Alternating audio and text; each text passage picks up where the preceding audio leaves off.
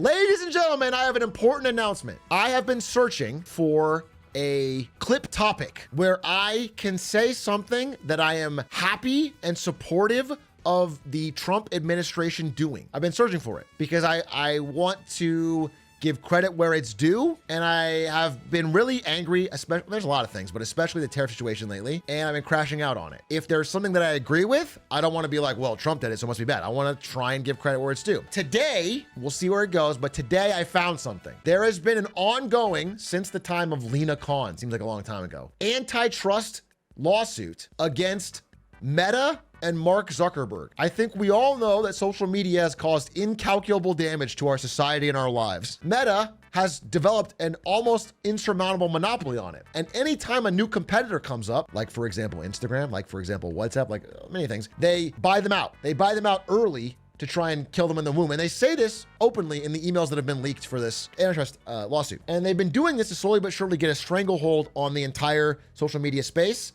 and command all of the ad dollars and prevent anyone from making a credible competitor. I expected once Lena Khan was fired from the FTC that this lawsuit would get dropped, especially because, I don't know if you know this, Mark Zuckerberg went on an insane charm offensive. He gave $1 million to Trump inauguration. He flew down to Mar-a-Lago 3 times to visit him at Mar-a-Lago. He changed his hair.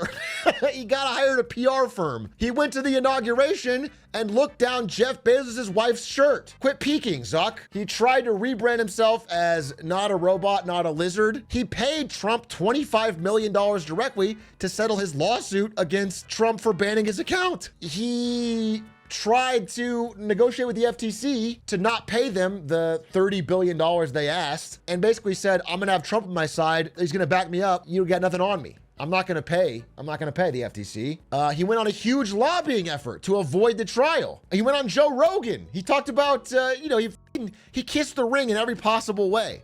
And I thought, well, cronyism at work. He's not gonna get any type of justice here. We're not gonna get any type of enforcement of Meta. But then the lawsuit didn't stop. And today was pretty damning congressional testimony by both him and a Facebook whistleblower. And the questions were, now again, I don't know where it's going. And there could be a world where we flash forward in 1 month and there's absolutely no enforcement at all and nothing happened, they don't have to pay anything. But I want to say that Zuckerberg thought this case would be dropped. Zuckerberg was confident this case would be dropped, and it has not been dropped. It is in fact continuing with a lot of focus and push and effort. Again, I think one of the biggest, deepest problems in this country is endless consolidation. The consumer benefits when there's competition. I'm a huge believer in competition, especially among companies. I think when companies compete, we win, and our goal at all possible should be set up the environment so that many companies are competing. And to do that, you need strong antitrust. I am surprised and impressed that this is going through, especially given all of the naked self-dealing that Zuckerberg did to try and get out of this. He changed everything about himself. He donated money. He said the right things. He went on the right podcasts, and it's still happening. And what I'm hearing is that there is a reasonable possibility. It might not happen. I'm not going to say, but there's a reasonable possibility that they will break up Instagram and Meta, in that Instagram will be spun off into its own company. That would be a massive win for consumers. It'd be massive. Now, I don't know if that'll happen, but it's being talked about by Republican sources as well. It's been talked about by people that are like there's a strong push bipartisan to try and break up this gigantic social media monopoly. If they split, what happens to the Meta stock? You just get shares in both. It's not going to hurt you as a Meta stockholder, other than the stock is down on the chance of breakup. But I'm hopeful to get more people understanding the benefit. Maybe the reasons are probably whack. There's more about censorship of conservative voices or what. The arguments, I saw the arguments in the court. The arguments in court were not that. The arguments in the court were serious FTC discussions of anti-competitive behavior. As in, they had evidence of Mark Zuckerberg's personal emails talking about how Instagram was getting too big and would threaten them. They have to buy them out now. Talking about how they're attempting to kill Snapchat before they can, they have these evidence. The evidence was real. It was a real case, a real solid FTC case on anti-competitive behavior by Meta. So it's something. That's all I'm saying is it's something.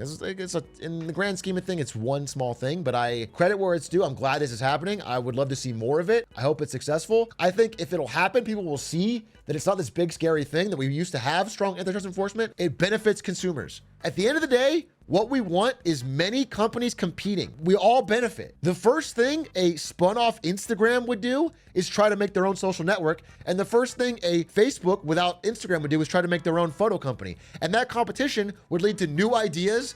Maybe one of them could be like the one that's like not trying to fuck you over.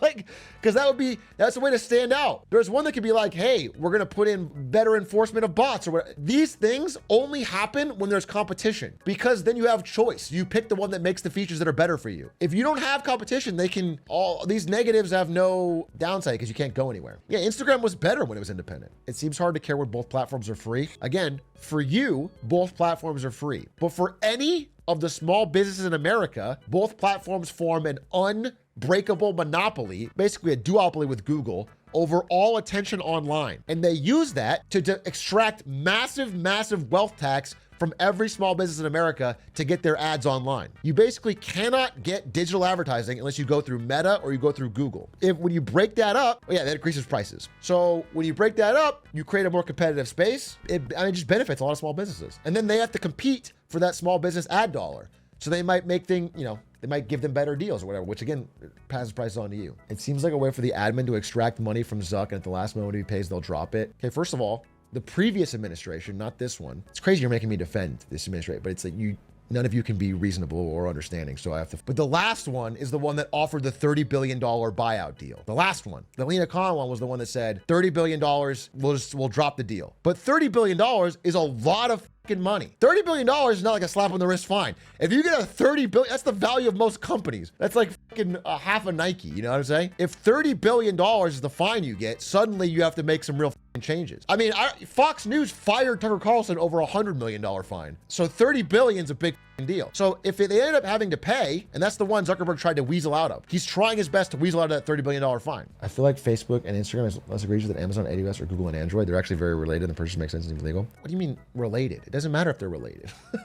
Related could be the problem. It's like saying Standard Oil is related to this other oil company. They should be able to buy them and then own all the oil companies in America. That's not being related. Is not the criteria. The criteria is whether you have dominant market power over the consumer. They have no other choices. And the idea is if this breakup works and the sky doesn't fall and you find out the consumer choice just increased and we got better stuff, then it increases the regular person's appetite for antitrust, which again will benefit consumers. A good example in recent past would be AT&T and international calls.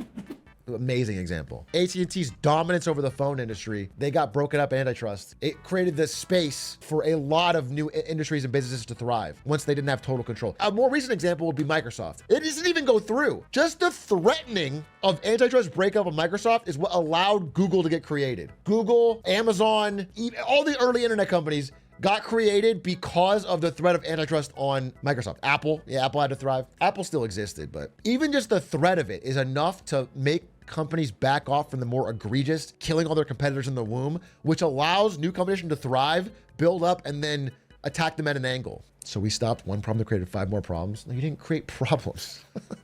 Many people benefited from the products and services of these companies. When Google was first new, people loved them. It was incredible. You're getting new shit all the time. Gmail, we got 2 gig storage for free. It was incredible. It was awesome. The only problem is over time, it ossifies and becomes entrenches and they clamp down. That's where you have to have active antitrust. It's like having referees in a basketball game. If you don't have any referees, eventually people just start killing LeBron. They just kill him. They just realize the best way to win is to shoot him in the legs, okay? And they don't compete at all. The whole point of the structure around the system, of the rules you set up and the referees, is to make the game competitive so that the way you win is by offering better product or service. And it works. The quality gets better. Basketball players are better than they were 30 years ago. Teams are better. That's the point. That's the whole point of the system. How would you evaluate Steam? I feel like for AAA, I play a fair bit on Game Pass or Epic or whatever, but indie, it feels like Steam or bust. So it's tough. I think indie games is the perfect example of how competition creates markets that people really like. We hate the market around buying internet service because we have no options. It's a monopoly. We're stuck. But in indie games, there's a ton of competition that is constantly creating new innovation, cool new ideas at good affordable prices that we really enjoy. Indie games is a competitive, thriving market. You want all markets to be more like that, where many different players can try to compete and they offer their own unique things and it slowly raises the game of everything. That's what you want. Steam is unfortunate. Steam is like, ideally you would have a service similar to Steam that doesn't take a massive 30% tax on every game. Because that doesn't exist, and because Steam has done a good job on the technical side of making it delivery, people like Steam. Consumers feel good about Steam. It's tough. The idea would be an evolution past that. There should be a competitive area in the marketplace of being able to buy games. But for now, they're not putting their thumb on the scale for the marketplace in there. They're not like killing Balatro so their Balatro competitor can do better. Whatever. They've created a market. They don't care who wins. They just get their cut, which at least allows it to be competitive. Like a difference would be like kind of Apple with their store. Like Apple has truly put their thumb on the scale to try and like kill Spotify for Apple Music. Did you know Amazon tried to make a Steam competitor and failed? Yeah, I was there. I was in the room. Dude, I've talked about this story, but I was in the fucking room when they were like, yeah, we're going to build our own game store. We're going to integrate it with Twitch. Gamers love Twitch. It's going to destroy Steam. Actually, they said this. They said, this is the market value of Steam. And it was like, I don't remember the number, $100 billion. If we capture even 10% of that, we'll be at $10 billion. 10% should be easy. And then, you know, you flash forward and it's like, I remember the first week, first month, they wrote the sales numbers down or whatever. And it was like, we sold $300. It's like, it was like $2,180 total for the month of everybody on earth using the, I mean, I'm not kidding. It was horrendous. Nobody used it. Nobody fucking used it. And then after that meeting, no one talked about it again. Everyone abandoned the project. They tried to get off the team because it was bad for your career. It was a disaster. The store was a disaster. What went wrong with it? No, nobody used it. Nothing went right with it. Why? Why would you, if you have all your games on Steam, you're going to download the Twitch games launcher to try and buy a game through, what the is the point? What? Why? What? It had to be 10 times better to get you to switch, let alone 10 times worse. What do you think about Epic Games? Epic Games paid for exclusive rights to Hitman for 1 year. And that is why I open Epic Games. Because I bought Hitman when it first came out, and I have a 600,000 hour account on Hitman that I can't leave. I can't go play it on Steam because I don't have any items unlocked. So I play Hitman on Epic Games, and that's why I have Epic Games. And if we have to play Fortnite with Squeaks. But I respect what they tried to do, and I know they gave better splits to developers, and that's a noble thing. The problem is that people really like Steam. That's the honest to God, you know, at the end of the day, Steam is doing something to add value. They haven't it up enough. You know, people like it. Like there's just no denying that people like it. They like it. They like the way it works. They like how it works. It solves their problems for them. So it's tough to demand that they change too much when consumers seem really happy. And the marketplaces on there are very competitive. Again, I think Steam has created a way for indie games to get distribution and not need a middleman. You can self-publish on Steam, and if your game is good, you could be a millionaire. There's literally nothing stopping. If your game is good, it can hit the Steam algo, and your entire life can change. And there's something to that. That has created a massive wave of innovation in indie games. Steam is also remarkably fair. That's it too.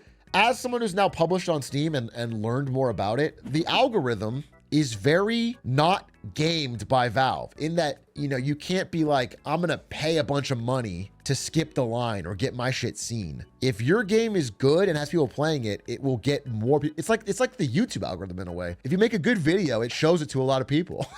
Generally, like you can have accounts that have no subs get a 1 million view video. It just, if the watch time is good, it'll keep showing it. And if your game is getting plays, people like it, it'll show it to more people. So there's something there. I mean, they've built something good.